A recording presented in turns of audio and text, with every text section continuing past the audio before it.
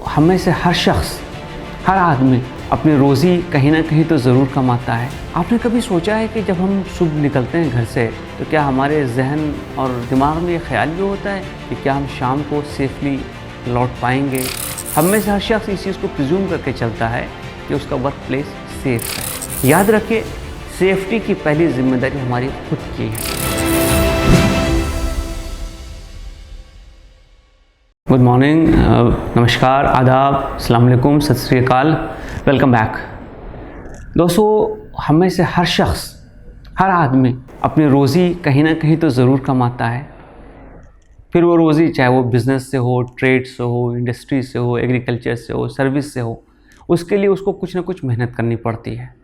किसी न किसी जगह पे जाना पड़ता है, किसी ऑफिस में काम करना पड़ता है, किसी फैक्ट्री में काम करना पड़ता है, किसी वर्क साइट पे काम करना पड़ता है। आपने कभी सोचा है कि जब हम सुबह निकलते हैं घर से तो क्या हमारे जहन और दिमाग में ये ख्याल भी होता है कि क्या हम शाम को सेफली लौट पाएंगे? हम में से हर शख्स इस चीज़ को प्रिज्यूम करके चलता है कि उसका वर्क प्लेस सेफ़ है। लेकिन मैं आपको बताऊं कि हमारे पास बहुत सारे ऐसे जगह हैं, बल्कि एक एस्टिमेट के मुताबिक करीब 4 लाख ऑक्यूपेशनल एक्सीडेंट होते हैं फेटल हर साल मुल्क में, इंडिया में, जिसमें लोग या तो मर जाते हैं या सीरियसली ज़ख्मी हो जाते हैं। कुछ चीज़ों का असर तुरंत होता है और कुछ चीज़ें लॉन्ग टर्म में सेहत पर असर करती हैं। आप किसी केमिकल से एक्सपोज हैं, आप हेवी नॉइज़ से एक्सपोज हैं, आप डस्ट से एक्सपोज हैं, तो इसका असर तुरंत नहीं होगा, लेकिन धीरे धीरे धीरे करके आपकी स्किन में, आपके लंग्स में, आपके हेयरिंग सिस्टम में, एयर्स में और कभी आँखों में, अलग अलग जगहों पे इसके कंसिक्वेंसेस आपको देखने को मिलेंगे। ये कंसिक्वेंसेस एमर्ज होती हैं। इसलिए बहुत ज़रूरी है कि हम अपने वर्क प्लेस को भी सेफ़ रखें। एक तो सेफ्टी वो है जो कि आपके सेक्स से रिलेटेड है, जिस पे हम अलग से गुफ्तगू करेंगे, आप मेल हैं या फीमेल हैं उस हिसाब से। लेकिन एक सेफ्टी वो है जो आपकी फ़िज़िकल सेफ्टी है। तो सबसे इम्पॉर्टेंट चीज़ ये है कि जब हम कोई काम करते हैं तो हम उस काम के रिस्क फैक्टर को एक बार सोच लें, एनालाइज कर लें। कंस्ट्रक्शन वर्कर में लोग काम करते हैं, ऊंची हाइट पे काम कर रहे हैं, तो क्या आपने वो गियर पहना हुआ है? आपने वो रोप, आपके पास जो हेलमेट है, आपको होल्ड करने का जो मैकेनिज़्म है, क्या वो है? आप किसी इंडस्ट्री में, जैसे लेदर इंडस्ट्री में काम करते हैं या एस्बेस्टस इंडस्ट्री में काम करते हैं या सीमेंट इंडस्ट्री में काम करते हैं, तो आपके रेस्पिरेशन में जो चीज़ें जा रही हैं, तो उसको रोकने के लिए क्या आपने कुछ इंतज़ाम किया है? या किसी ऐसी जगह पे जहाँ बहुत ज़्यादा नॉइज़ हो रहा है, तो क्या नॉइज़ कैंसिलिंग कोई डिवाइस है आपके पास? ये चीज़ें प्रोवाइड करना हर जगह पे जो कॉन्ट्रैक्टर है उसकी ज़िम्मेदारी है, जो काम करवा रहा है ये उसकी ज़िम्मेदारी है।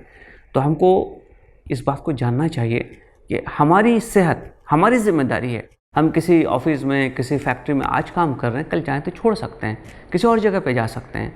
किसी कॉन्ट्रैक्टर के साथ हम आज काम कर रहे हैं, हो सकता है कल हम छोड़ दें।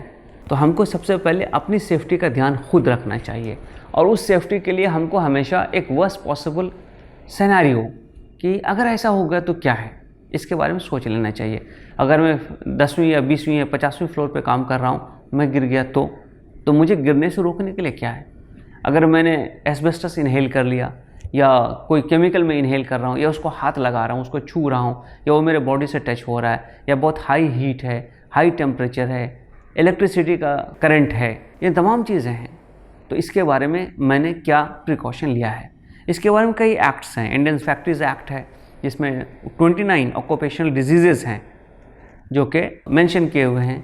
उसी ढंग से कई और चीज़ें हैं जिसमें कि वेल नोन या कॉमन नोन फैक्टर है कि इसमें एक डेंजर है। हम मुंबई में देखते हैं हर साल कई मज़दूर हाइट से गिरने की वजह से या तो पैरालाइज हो जाते हैं या मर जाते हैं। तो हमको उसको कैसे रोकना है? तो ऑक्यूपेशनल हैज़ार्ड जिसको हम कहते हैं, दरअसल ये वो चीज़ें हैं जो वर्क प्लेस में होती हैं और वो आपकी फ़िज़िकल सेफ्टी से रिलेटेड हैं। तो हमको इस बात को समझना चाहिए कि वर्कमैन कंपनसेशन एक्ट में भी बहुत सारी प्रोविजंस हैं। पूरे इंडिया में जिस फैक्ट्री में या जिस इंस्टॉलेशन में 20 या उससे ज़्यादा लोग हैं और महाराष्ट्र के लिए 10 या उससे ज़्यादा मज़दूर काम करते हैं, तो उनको एम्प्लॉइज़ प्रोविडेंट फंड लागू है। प्रोविडेंट फंड कंट्रीब्यूटरी होता है, कुछ हिस्सा आप देते हैं, कुछ हिस्सा ओनर देता है, और ये सब के सब जाकर employees provident fund organisation EFPO में जमा होते हैं। और आप जब चाहें वो पैसा वहाँ से निकाल सकते हैं, वो आपका पैसा है, वो पैसा आपको बहुत सारे काम आ सकता है। सैकड़ों करोड़ रुपए अनक्लेम्ड EFPO में पड़े हुए हैं क्योंकि लोगों को मालूम नहीं है कि उनका प्रोविडेंट फंड भी हुआ करता था। तो अगर आपने कहीं पे काम किया है तो फ़ौरन जाके पता लगाइए कि क्या आपका प्रोविडेंट फंड कटा है तो कहाँ जमा हुआ है, अब वो पैसा आप निकाल सकते हैं, अब वो आपका पैसा है। तो इस ढंग से फिज़िकल सेफ्टी, इस ढंग से आपकी पर्सन की सेफ्टी, चाहे वो साउंड से हो, चाहे वो बिजली से हो, चाहे वो पानी से हो, चाहे वो हाइट की वजह से हो, चाहे वो करंट से हो, चाहे वो किसी और मीडियम से हो, किसी केमिकल से हो, लेड से हो, आर्सेनिक से हो, उस पॉइजनिंग से अपने आप को आप कैसे बचाएंगे। ज़्यादा हीट, ज़्यादा कोल्ड, ज़्यादा ड्राई, ज़्यादा डस्टी, ज़्यादा ह्यूमिड, ये वो फैक्टर्स हैं जो इंसान के सेहत पे लॉन्ग टर्म में बहुत नेगेटिव असर डालती हैं। तो हम उनसे कैसे बचेंगे, तो हमको उसके बारे में जानना चाहिए। और टॉक्सिक सब्सटेंसेस जहाँ इस्तेमाल होते हैं, कोई भी फैक्ट्री जिसमें कि कोई टॉक्सिक सब्सटेंस, टॉक्सिक आप आसानी से समझ लीजिए, जिसमें लेड हो, जिसमें मरकरी हो, जिसमें आर्सेनिक हो, इस किस्म की चीज़ें अमूमन टॉक्सिक होती हैं। और भी कई चीज़ें होती हैं जो टॉक्सिक हो सकती हैं। तो हमको उन फैक्ट्रीज़ में जहाँ डस्ट है, जहाँ कोई चीज़ हमको एलर्जी क्रिएट कर सकती है, तो उसके बारे में जानना चाहिए। थोड़ा सा हमको इसके बारे में सर्च करना चाहिए, पता लगाना चाहिए। जैसे मैंने 2-3 एक्ट के बारे में आपको बताया, EFPO के बारे में बताया, फैक्ट्रीज़ एक्ट के बारे में बताया, आपको वर्कमैन कंपनसेशन एक्ट के बारे में बताया कि अगर एक्सीडेंट हो जाए तो आपको कंपनसेट किया जाएगा, ये लॉ है, वो कंपनसेशन आपको मिलेगा। हो सकता है आप ना बचें, आपकी मौत वाक़ई हो जाए, लेकिन आपके बाद जो डिपेंडेंट हैं वो तो बहरहाल मौजूद रहेंगे, उनको तो पैसों की ज़रूरत पड़ेगी, तो उनके लिए भी चीज़ें हैं। तो ये कुछ चीज़ें हैं जिसके बारे में मुझे लगता है कि जान लेना बहुत ज़रूरी है। याद रखिए, सेफ्टी की पहली जिम्मेदारी हमारी खुद की है, उसके बाद किसी कॉन्ट्रैक्टर की, किसी ओनर की है। अगर हम खुद अपनी सेफ्टी पे ध्यान नहीं देंगे और हम इस चीज़ को डिमांड नहीं करेंगे तो हमें फिर कोई ला के देने वाला शायद नहीं हो। तो सबसे पहले हम अपनी सेफ्टी का ख्याल खुद रखें और जो बेसिक रिक्वायरमेंट है वो उस रिक्वायरमेंट को हम फुलफ़िल करें। और कहीं पे वो रिक्वायरमेंट फुलफ़िल नहीं हो रही है तो बहुत सारे NGOs हैं जो आपको मदद कर सकती हैं। लेबर कमिश्नर है, वो आपको मदद कर सकते हैं, लेबर डिपार्टमेंट आपको मदद कर सकता है। उसको बताने में आप बिल्कुल देरी से काम ना लें, फ़ौरन उनको बताएं और मुझे उम्मीद है कि ये चीज़ें रेक्टिफाई की जा सकती हैं और हम बहुत सारे लोगों की जान बचा सकते हैं। बहुत सारे हमारी बहनों को हम विधवा होने से, विडो होने से बचा सकते हैं। बहुत सारे बच्चों के माँ बाप का साया उसके सर पर कायम रख सकते हैं।